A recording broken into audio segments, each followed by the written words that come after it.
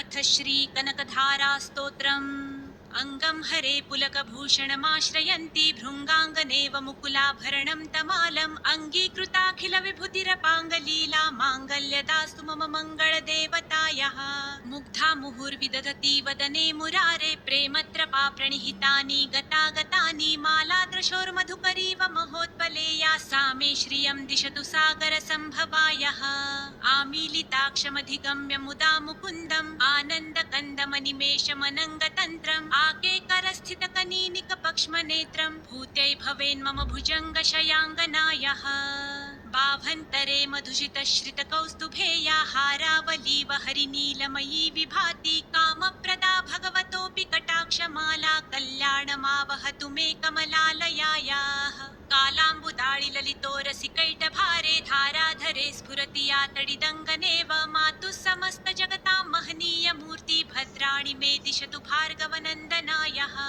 प्राप्तं पदं प्रथमतः खलु यत्प्रभावान् माङ्गल्यभाजि मधुमाथिनि मन्मथेन मय्यापते तदीह मन्थरमीक्षणार्थं मन्दालसं च मकरालय कन्यकायः विश्वामरेन्द्रपदविभ्रमदानदक्षम् आनन्दहेतुरधिकं मुरविद्विषोऽपि ईशन्निषिदतु मयि क्षणमीक्षणार्थमिन्दीवरोदर सहोदरमिन्दिरायाः इष्टाविशिष्टमतयोऽपि यया दयार्द्र दृष्ट्या त्रिविष्टपपदं सुलभं लभन्ते दृष्टिप्रहृष्टकमलोदरदीप्तिरिष्टां पुष्टिं कृषिष्ट मम पुष्करविष्टरायः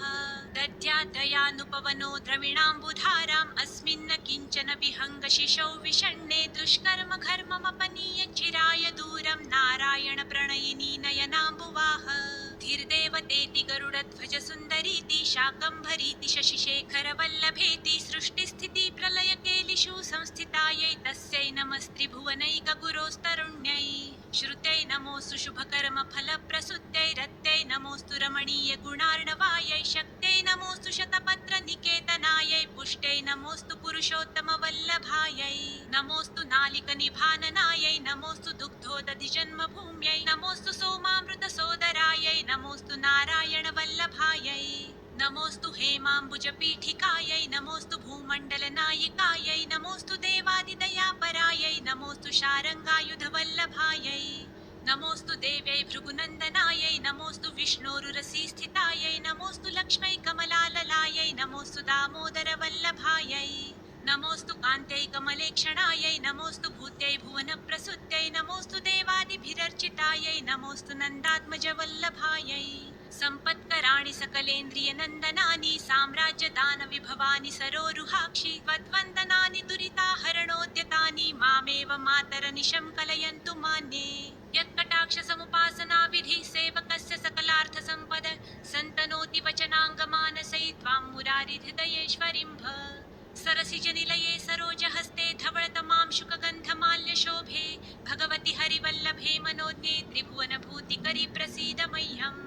दिग्धस्तिभिः कनककुम्भमुखावसृष्टस्वर्वाहिनी विमलचारुजलप्लुताङ्गीं प्रातर्नमामि जगतां जननीमशेष लोकाधिनाथ गृहिणीममृताब्धिपुत्रीं कमले कमलाक्षवल्लभे त्वं करुणापुरतरङ्गितैरपाङ्गै अवलोकय माम किञ्चनानां प्रथमं पात्रमकृत्रिमं दयायाः